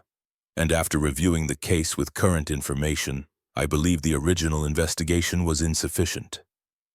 Autopsy photos show faint ligature marks on the wrists, bruising pattern consistent with prolonged confinement, not acute injury. Lividity suggests the body was moved post-mortem. This was not a child who wandered into the cold. This was a child who was kept in the cold. Walsh displayed the life insurance policy. $50,000. Beneficiary Caleb Winters. Dr. Vance, in your experience, is it common for foster parents to take out life insurance on foster children? It is not. Burial expenses are covered by the state. A $50,000 policy on a 9-year-old foster child has no legitimate purpose except financial gain from that child's death. Objection, Kemp said. Speculation. Overruled. The witness is qualified to speak to common practices in foster care and insurance. Walsh turned to the jury. Ladies and gentlemen, Tyler Brennan died in January 2020. Ethan Cole nearly died in January 2025. Both were in Caleb Winters' care, both in winter. Both had money attached. Both were found in the cold after being reported missing. The prosecution submits that this is not coincidence. This is pattern, this is method, and if Connor Kane hadn't stopped his motorcycle behind a dumpster, we'd be looking at a third closed file marked accidental. She sat. Kemp stood for cross. Tried to suggest the Tyler investigation was thorough, that reopening it now was politically motivated, that coincidence wasn't evidence. Dr. Vance shut him down. 2 boys, same guardian, same circumstances, same season, same outcome or near outcome. That's not coincidence, counselor, that's predictive behavior. That's a man who found a method that worked once and tried to use it again. The prosecution rested. Kemp called his defense. 3 character witnesses, a woman from Caleb's church who said he volunteered with the food bank, a man from the Lions Club who said Caleb donated generously, a school board member who said Caleb supported educational initiatives. Walsh cross-examined each one with surgical precision. Mrs. Patterson, you testified that Mr. Winters was a wonderful volunteer. Did you ever visit Ethan at home? No. Did you ever see where Ethan slept? No. Did you ever have a meal with them? No. So you knew the public face, not the private reality. I suppose so. The same pattern with each witness. Public generosity, private cruelty, the mask and the man. Kemp's last witness was a forensic accountant. Tried to suggest the trust withdrawals could be legitimate. That management costs vary.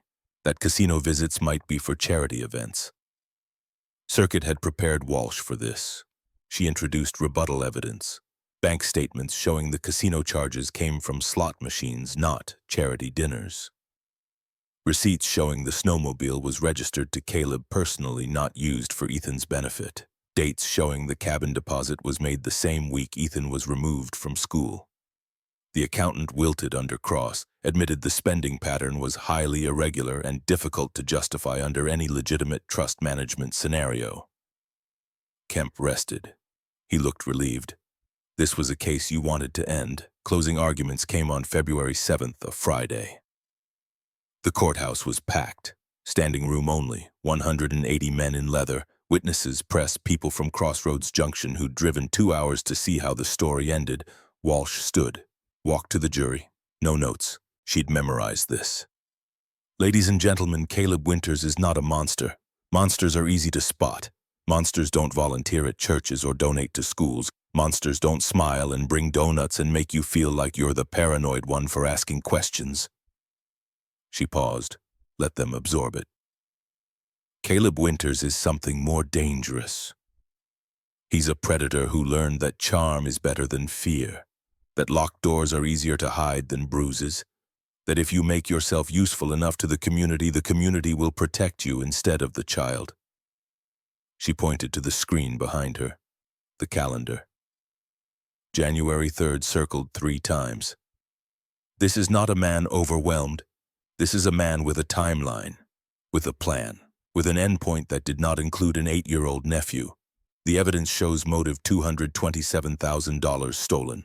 It shows means isolation, deprivation, exposure. It shows intent browser searches on how long a child can survive freezing. She walked closer to the jury box. Tyler Brennan died. Ethan Cole survived by minutes. The only difference is that Connor Kane stopped his motorcycle. That's it. That's the margin. One stranger willing to do what an entire town chose not to. She let that settle. 3 seconds, 5. Find him guilty on all counts, because if you don't, you're telling the next Caleb Winters that charm works, that locked doors are acceptable if you smile enough, that children are budgets, not people, and that justice will look the other way if you make it comfortable to do so. She sat. Kemp stood, did his job, talked about reasonable doubt, about the presumption of innocence, about how tragic circumstances don't always mean criminal intent. His heart wasn't in it. The jury could tell. Judge Cross gave instructions, the law, the standards, the definitions. Then, you may begin deliberations. The jury filed out. The clock on the wall read 3:47 p.m. They came back at 5:01 p.m. 1 hour, 14 minutes. The bailiff called the court to order. Everyone stood. Judge Cross entered, sat, gavel down. Has the jury reached a verdict? The foreperson stood. Woman in her 50s, rancher's wife from up near Choteau, hands steady, voice clear. We have your honor. What say you? On the count of felony child neglect, we find the defendant guilty. Behind the screen, Ethan's hand tightened on his compass. Samantha's arm went around his shoulders. Gentle, present. On the count of unlawful imprisonment, we find the defendant guilty. In the gallery, 180 men sat motionless, listening, bearing witness. On the count of embezzlement of fiduciary property, we find the defendant guilty. Caleb stared straight ahead, no expression. The smile was gone. What was left was blank, empty, the face of a man whose script had run out. On the count of endangering the welfare of a minor, we find the defendant guilty. Garrett Ashford closed his eyes. Lorelei Kincaid sobbed once quiet. Vivian Hartwell held her tissue to her mouth. On the count of insurance fraud in the matter of Tyler Brennan, we find the defendant guilty. The gavel came down. The jury's verdict is recorded. Sentencing is set for February 14th at 10 a.m. The defendant will remain in custody. This court is adjourned. Caleb Winters stood. Deputy Garrett Owen Garrett, no relation to the cashier, put cuffs on him. Led him toward the side door. As he passed the privacy screen, Caleb turned his head. Looked at where Ethan sat. Tried one last time for the smile. It didn't come. Ethan looked back. Held up the compass, let Caleb see the needle pointing north. Steady, fixed, working. Then Ethan looked away, because some people don't deserve to be seen anymore. February 14th, Valentine's Day. The courthouse smelled like roses from the wedding chapel 2 floors down. Love and justice sharing space in a building that had seen both and learned they weren't always related. The sentencing hearing was smaller. No jury. Just Judge Cross, the attorneys, the witnesses, and the gallery of men in leather who'd voted to stand guard and meant it. Ethan sat between Samantha and Graham. No screen this time. He wanted to be seen, wanted Caleb to see him, wanted to look at the man who'd locked him in a freezing room and know that looking was a choice now, not a risk. Judge Cross called for victim impact statements. Lorelei Kincaid went first, voice steady now, certain. Your Honor, I lived next door. I heard a child cry and did nothing. That's on me. But Caleb Winters engineered that silence. He weaponized our doubt. He made being good neighbors feel like being paranoid busybodies. I will carry this guilt forever. But I ask the court to ensure no child ever faces that silence again. She sat. Vivian Hartwell stood. Your Honor, I teach children to trust adults. Caleb Winters taught Ethan Cole that trust is a lie. I failed him by believing bureaucracy over instinct. The system failed him by valuing donations over children. But the court can succeed where we failed. Make the sentence reflect the truth. This was not a mistake. This was a plan. She sat. Samantha Cole Brennan stood, took a breath, steadied herself. Your Honor, my brother James loved his son more than anything. If he knew what Caleb did... Her voice broke. She gathered it back. He would want Ethan protected, always. I'm here to make that promise, but I need the court's help. Keep Caleb away, forever. She sat. Graham's hand found hers. Judge Cross looked at Caleb. Mr. Winters, do you wish to make a statement? Caleb stood. Kemp had advised against it, but Caleb stood anyway. Last chance. Last stage. Your Honor, I made mistakes. I was overwhelmed. I did my best in impossible circumstances. I hope the court will show mercy. He sat. The words landed flat, lifeless, a performance no one was buying anymore. Judge Cross leaned forward, looked at Caleb over her glasses. 23 years on the bench. She'd heard every excuse, every plea, every attempt to reframe cruelty as circumstance. Mr. Winters, she said, I've been doing this a long time. I've seen poverty drive people to desperate acts. I've seen mental illness warp perception. I've seen good people make terrible choices under unbearable pressure." She paused. "You are none of those things. You are a man who saw two vulnerable children as assets to liquidate, who used charm to disarm witnesses, who weaponized the community's desire to believe the best in people. Tyler Brennan is dead. Ethan Cole survived by minutes. And the only reason we're here is because one stranger decided that stopping was more important than convenience." She looked at her notes, then back at Caleb. "The court sentences you to 18 years in Montana State Prison. No parole eligibility for 12 years. You will pay restitution of $227,600 to Ethan Cole's trust. Your guardianship rights are terminated permanently. Upon release, you will register as a child abuse offender under Montana law, and there will be a lifetime no-contact order with Ethan Cole." The gavel came down. Final. Caleb was let out, didn't look back, didn't try to smile, just walked through the door and out of Ethan's life. In the gallery, 180 men stood, not in celebration, in respect for the process, for the verdict, for the proof that sometimes when enough people refuse to look away, the system remembers what it's for. 4 months later, June 19th, Ethan's 9th birthday. The Hells Angels clubhouse outside of Butte sat on 5 acres of Montana. Nothing, scrubgrass and sky and the kind of silence that makes city people nervous. The building was cinder block and corrugated metal American flag on a pole out front, bikes parked in neat rows like soldiers on parade. Inside, the main room smelled like leather and motor oil and the coffee that had been brewing since dawn. Tables pushed to the walls, folding chairs in rows, and at the front a small platform with a microphone that looked borrowed from a high school assembly. 180 men stood in formation, patches aligned, boots polished. A gathering that wasn't a party but a ceremony. Something that took discipline seriously because discipline was how you honored the things that mattered. Ethan stood in the center wearing new jeans and a button-down shirt the color of the sky. Samantha and Graham stood off to the side. Shepherd Dutch Holloway stood beside Ethan's steady presence, hand on the boy's shoulder. Deacon stepped forward. Marcus Webb, 58 years old, chapter president, the man who turned individual rage into collective action. "Brothers," Deacon said, voice carrying without amplification, "we gather to honor someone who showed more courage than many riders twice his age. Ethan Cole, at 8 years old, recorded evidence, survived deliberate exposure, and trusted a stranger when every adult before had failed him." The room was silent, the kind of silent that's louder than applause. "We also gather to remember Tyler Brennan, 9 years old, foster child, dead 3 years ago under circumstances that should have been questioned and weren't. This ceremony honors both boys, one who survived, one who didn't, and the truth that connects them." Deacon gestured to Circuit. Jesse Carver stepped forward carrying a wooden case, opened it.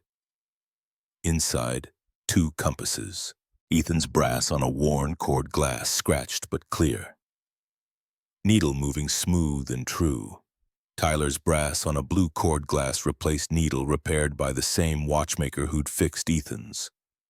"Ethan," Deacon said, "your compass is yours. It works now. It finds north. Keep it. Remember what it means, that even when you're lost, there's a direction and people who'll help you find it." Circuit handed Ethan his compass. His fingers found the familiar circle. Touch. Breathe. The ritual that grounded him. The proof that solid things existed. "Tyler's compass," Deacon continued, "will be given to his family. Margaret Brennan, his grandmother, couldn't be here today, but she sent a message. She said, 'Thank you for remembering him. Thank you for making sure he mattered.'" Axel stepped forward. He'd been standing in the back, arms crossed, watching. Now he moved to the center, stood beside Ethan. "Tyler mattered," Axel said, quiet, certain. "He mattered then. He matters now. And every time we tell this story, he matters again." He placed Tyler's compass back in the case, closed it, would send it to Margaret tomorrow along with a letter explaining how 2 boys and 2 compasses had finally gotten the attention the system should have given years ago. Deacon held up a patch, custom made. Not a full member patch. Ethan was 9, not 21, but something else. something that said what needed saying. The patch was small. A compass rose on black fabric. Beneath it, 2 words, Road Guardian. Ethan Cole, Deacon said. This patch means something. It means every chapter from here to California knows your name. It means you're under our watch. It means if you need help, you call and someone comes. It means you're part of something bigger than one town. One case, one verdict. He pinned the patch to Ethan's shirt, just above the pocket, over his heart. It also means responsibility, Deacon continued. You survived. Tyler didn't. That's not fair. That's not just. But it's true. And the truth means you have a job now. To remember him. To tell the story. To make sure the next boy like you, the next girl like you has someone who stops. Ethan looked at the patch, touched it with one finger, looked up at Deacon. How do I do that? You live, Deacon said simply. You grow up. You become someone who doesn't look away, and when you're old enough, you help someone else find north. Ethan nodded, small, certain. Then something happened that wasn't planned. Ethan turned to face the 180 men standing in formation. Looked at them, these strangers who'd voted to stand guard, who'd sat in courtrooms, who'd been present without being asked, because being present was the point. Thank you, Ethan said, voice small but clear. Thank you for not leaving. The silence held. Then as 180 men placed their right hands over their hearts. Not a salute, something else. Acknowledgement, respect. The wordless promise that the vow they'd made, we stand witness, we stand guard. We stand ready wasn't just words. Axel stepped beside Ethan, looked down at this boy who'd trusted a stranger on a motorcycle, who'd recorded evidence with a cheap flip phone, who'd survived 19 months of locked doors and empty plates and a calendar counting down to his erasure. You good? Axel asked. Yeah, Ethan said, looked at his compass. I know where north is now. June 2030. The Frontier Stop Travel Plaza looked the same. Neon still buzzed. The sign still promised hot food 24/7. But there were changes, small ones, the kind that mattered. By the entrance, a heated alcove with benches and blankets in a weatherproof box. A sign, if you need help, ask. No questions first. Another sign with a phone number, North Star Safe Kids Fund. 24/7 hotline. Someone always answers. Inside behind the counter, Garrett Ashford wore a manager's shirt now. 26 had become 31. The guilt had become action. He'd gotten certified in child safety training, taught classes at community centers, kept a photo in his wallet, Ethan at 9 holding his compass as a reminder that 3 minutes mattered. A motorcycle pulled into the lot, engine familiar. A man and a boy got off. The man was 57 now. Gray in his beard, moved a little slower, still wore the patch, still rode. The boy was 14, tall for his age, wore jeans and a jacket with a small patch over the heart, Road Guardian, still carried a brass compass in his pocket, touched it when the world felt uncertain. They walked inside, bell chimed, ding, ding, ding. Garrett looked up, smiled, real smile this time, earned. Hey, Ethan. Hey, Axel. Hey, Garrett. They got coffee, talked about school, about Ethan's baseball season, about the upcoming semester, normal things, the kind of normal that had taken 5 years to build. Outside, Ethan walked to the place behind the building, the alley, the dumpster, the spot where he'd been turning into ice and a stranger had stopped. It looked different in daylight, smaller, less terrifying. Just an alley, just a dumpster, just the place where his life had split into before and after. He pulled out the compass, opened his hand, watched the needle swing and settle. North, steady, true. Axel stood beside him. Didn't say anything. Didn't need to. I want to do what you did, Ethan said. What's that? Stop. When someone needs help, I want to be the person who stops. Axel looked at him. This boy who'd become a young man, who'd testified in court, who'd started volunteering with North Star Fund, talking to other kids who'd been through bad things, showing them his compass and saying, it gets fixed. You get fixed. It just takes time and people who don't leave. You already are, Axel said. No, I mean really. Like you. Like Shepherd and Badge and Stitch. I want to join when I'm old enough. The club. Yeah. Axel considered this. Thought about Kuwait, about Noor, about the war that had ended in weeks but left scars that lasted decades. About a flip phone recording and a calendar marked January 3rd, about 2 compasses and 2 boys and the seconds that made the difference. You've got 4 years before you can prospect, Axel said. Use them, finish school, help more kids, learn what you're good at, then if you still want in, we'll talk. Promise? Yeah, I promise. Ethan nodded, put the compass back in his pocket. They walked back to the bike.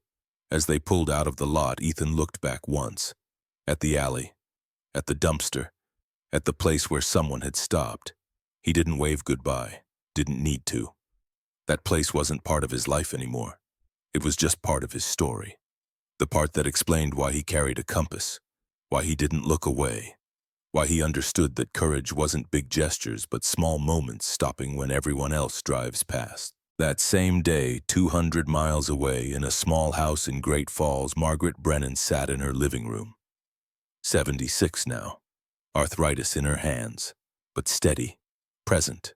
On the mantel a shadow box, inside a brass compass on a blue cord, glass replaced, needle working, engraved TB 2019. Beside it a photo. Tyler Brennan at 8, gap-toothed smile, eyes bright. A boy who'd loved dinosaurs and asked too many questions and deserved more time. She'd gotten the compass 3 years ago, delivered by a man in leather who'd introduced himself as Axel. He'd told her the story, about Ethan, about Caleb, about the trial, about how her grandson's death had finally been seen for what it was, not an accident but a crime that had taken 3 years to name. She'd thanked him, asked if she could meet Ethan. She had, last year, June. The boy had come with his aunt, nervous, holding his own compass. Had told her, I think Tyler helped me.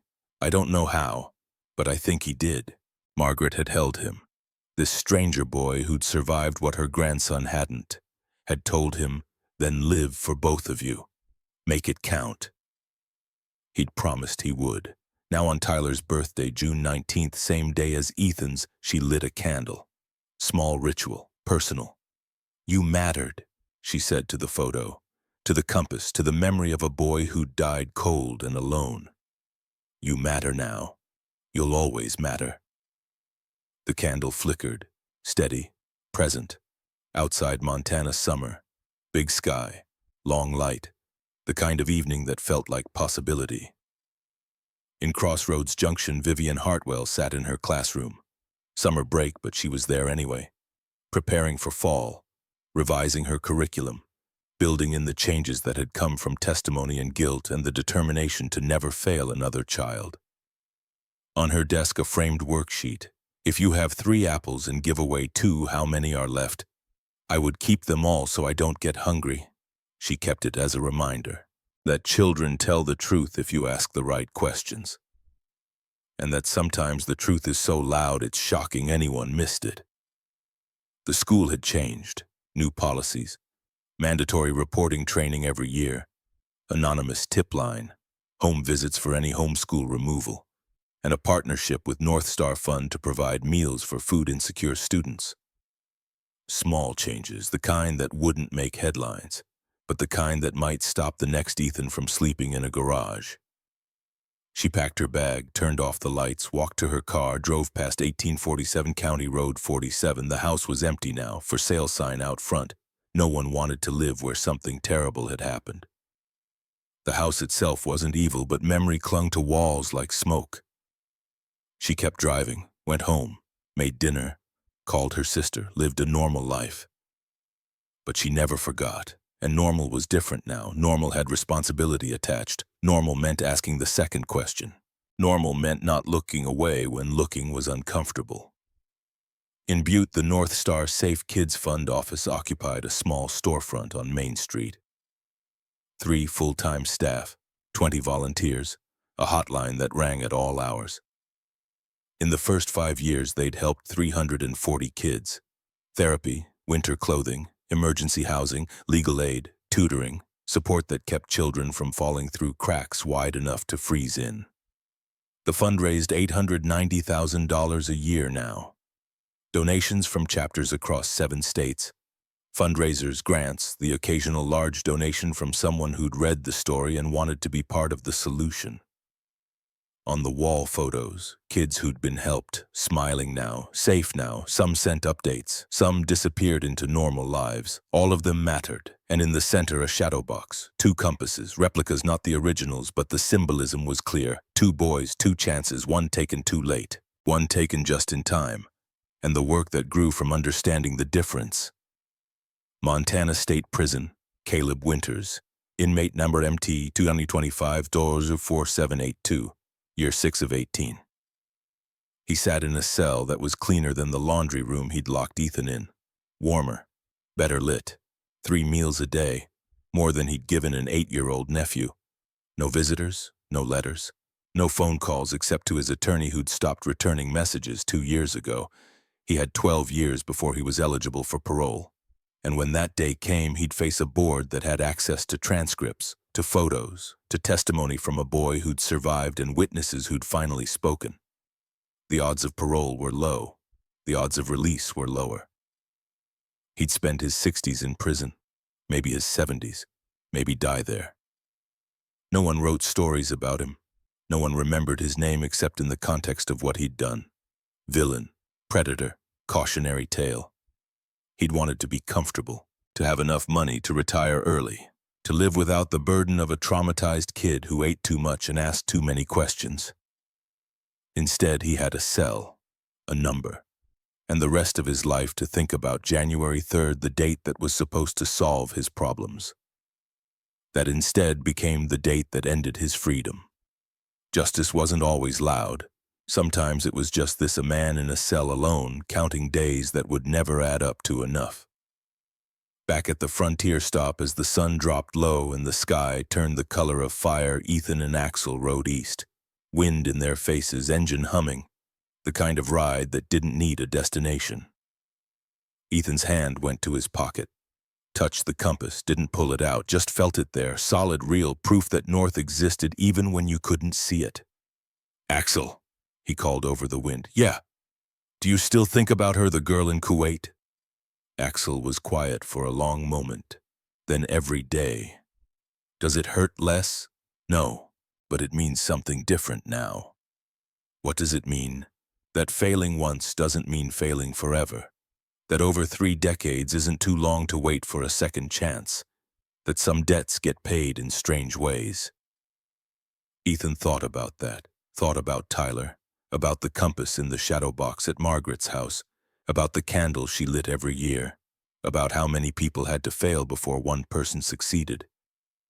"I'm glad you stopped," Ethan said. "Me too, kid, me too." They rode until the stars came out, until Montana spread around them like a promised big sky. Bigger silence and the kind of space that lets a person breathe. When they got back to Samantha's house, Graham had dinner waiting. Pot roast, mashed potatoes. Vegetables Ethan actually ate now without thinking about locks or chains or rations. They sat around the table, said grace, ate, talked about normal things, school, baseball, the summer trip they were planning. After dinner, Ethan went to his room. Blue walls, large window, bookshelf full of books he'd actually read, desk with homework he'd actually done, posters of athletes and planets, and a map of the United States with pins marking places he wanted to visit. On his nightstand, the compass, next to it a photo, Axel and the brothers. Taken the day of the ceremony, 180 men and him in the center wearing the Road Guardian patch. He picked up the compass, opened his hand, watched the needle find north. It always did now. No sticking, no hesitation, just truth. He thought about the words from the trial, the closing argument, the words that had echoed in the courtroom and followed him home. You don't need 180 motorcycles to change a child's life. You need to notice. You need to ask the second question. You need to call again when the first call goes nowhere. Be the person who stops. Ethan put the compass down, turned off the light. lay in bed warm, safe his, and looked at the ceiling. Tomorrow he'd go to North Star, help answer phones, talk to kids who were scared, show them his compass, tell them the truth. It gets better. You get fixed. It just takes time and people who don't leave. He closed his eyes, slept without nightmares, woke without fear, because North was real, help was real, and somewhere in Montana 180 men were still standing guard, still ready, still refusing to look away. The story didn't end with a verdict. It ended with a boy who grew into a man who stopped when others drove past.